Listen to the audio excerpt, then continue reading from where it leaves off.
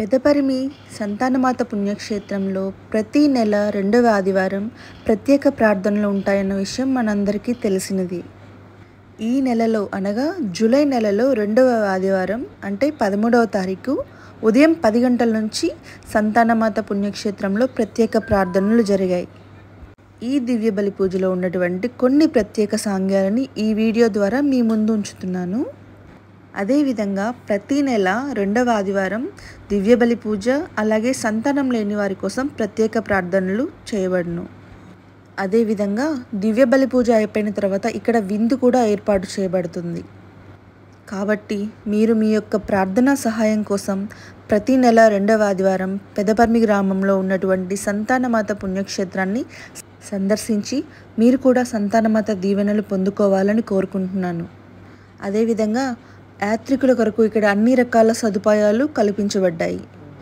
అదేవిధంగా సంతానమాత యొక్క దీవెనలు మరెంతో మంది పొందుకోవాలని చెప్పేసి ఈ వీడియో ద్వారా ఈ సమాచారాన్ని మరింత మందికి చేర్చాలని చెప్పి మన ఛానల్ని సబ్స్క్రైబ్ చేయమని ప్రతి ఒక్కరిని కోరుకుంటున్నాను.